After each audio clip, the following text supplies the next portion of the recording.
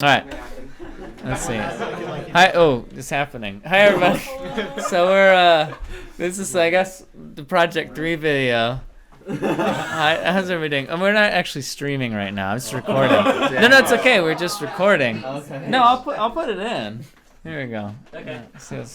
Yeah. Hi, everybody. It's quite a party. Okay. Anyway, I'll work on it later though.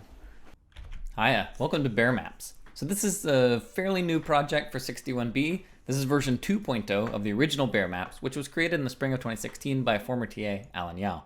He's now graduated, he's out there in the world, but he worked on a mapping team at Google Maps and thought it would be cool to bring this to 61B. So what this project does is, in it, you're going to write a mapping utility, kind of like Google Maps, and unlike most of the assignments we've done most of the assignments you've done, I'm guessing, you have not been doing things involving the web. Okay, here your application is actually going to run inside of a web browser, but that doesn't mean you're going to be writing HTML or JavaScript or any of that kind of stuff. You're just going to be writing the backend, which will be in Java. Okay. So if you want to try out this application that you're going to be writing, there is a version on the web. You go to this website that's linked here, and you'll notice this URL doesn't match this one. This is the version 1.0. We have the version 2.0, but we're still kind of tweaking some stuff, so I haven't released it to the world. But once you open this up, you should get a window that looks something like this. So this is a map of Berkeley, and you can scroll around, and you'll notice it's a little slow, and that's because we're using a free service to host this thing, so they're not going to give us much performance. But you can scroll around, and your code, what it does, is it does all the back-end work of getting these images, collecting them, and displaying them. So you can also zoom in Bear Maps, by the way. So if I click this zoom in button, we will hopefully find ourselves zoomed in soon. It's a little slow again. So here we are, the Shattuck at Telegraph. And the other really cool thing that you can do with this application is you can get driving directions. So once you're done, you'll be able to double click on an intersection, double click on another, and it will find driving directions that are the shortest road distance. Now, one thing that's a little silly about it is it won't care how slow a road is. It doesn't take into account speeds. This is just going to take into account distances. That's pretty much what we're going to build, but you'll find it's quite challenging to do. There's also an additional gold points feature where you can search for locations. I'm not going to demo it in this video, but if you decide to do the gold points, you'll be able to search for locations and use that to zoom in on locations directly. So that's the gist of what we're going to build. And so this project is going to be really challenging. It's not going to be project too hard, but it'll be pretty hard. And it's a good time to get started. So the first thing we're going to do, of course, is open up IntelliJ and get everything in via pulling our skeleton. So I'm not going to pull from the skeleton. I'm going to copy from the directory directly because I can, because that's my power as somebody who has access to the repo. So the first thing is to pull from skeleton master. And when you do that, you should end up with a directory. I know this is very small, but you should end up with a directory. Let's actually make it larger. You'll end up with a directory that contains this information. You have some HTML files, you have this source file or directory, and you are going to download also this zip file. So that might take a little time to download. So in the meantime, what I'm going to do is I'm going to follow these steps. So one thing about Project 3 is it's going to use something called Apache Maven as its build system. And that's going to automatically do a bunch of stuff that's otherwise annoying. I'm not really going to go into many details, but this is a normal tool that you'll be using in the future, so I may as well see it for now. So what I'm going to do is I'm going to open up IntelliJ, and I'm going to say I'm going to say import project from existing sources. I'm going to pick this directory, so proj3. Then I'm going to say import project from external model. This is something you haven't done before, and I'm going to pick Maven. That's the one I'm using. Once I've picked Maven, I'm going to say next. I'm going to click import Maven projects automatically. So note that it says that right there. And now I'm just going to press next until I get to the end. Okay, so it read some file, pom.xml. It learned something about what it's supposed to be doing. I now say finish, and I am ready to go. Well, soon. Okay, so in the meantime, while it's doing stuff, it's downloading plugins, I am going to go in and unzip that file we just downloaded. So I'm going to go to C users, B temp, proj3, and I'm going to copy this zip file here, and I'm going to unzip it. Probably shouldn't have double clicked that. Okay, well, let's do extract all. Okay, so there's a lot of images here, and it's probably going to take some time. So I'm going to click extract, and that's going to be taking some time. Okay, we'll get back to IntelliJ in the meantime. Okay, so keep in mind this may take several minutes to unzip because there are tens of thousands of files that you have to unzip.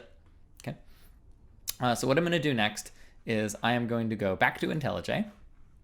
I now have these 3 directories inside of the source directory. We have main, static, and test. And notice that this folder is marked in blue, this one in green, and this one is in gray, right? A lot of these folders are in gray. So if we look at the spec, it says, we have to read very carefully. It says, it is possible that IntelliJ will not mark your folders correctly. Make sure to mark, if not done so already, the source main Java as a sources root, the source static directory as a sources root, and the source test Java directory as a test sources root. Okay, so to do this, right-click on the folder in the Explorer window, and towards the bottom of the options, you'll see Mark Directory As. So I'm going to do that. Source main Java.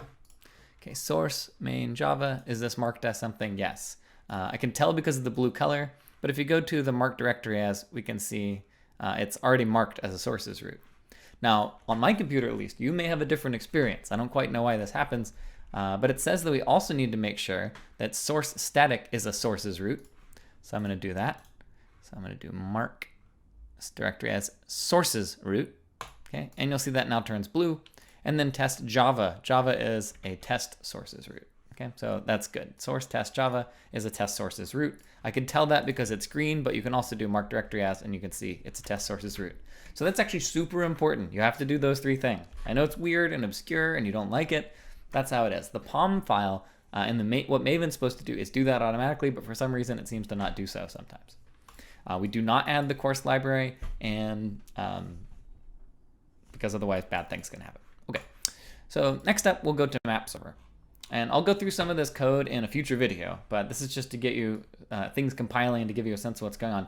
This is the map server, and it's going to do all the job of communicating with the web browser that you have running on your computer.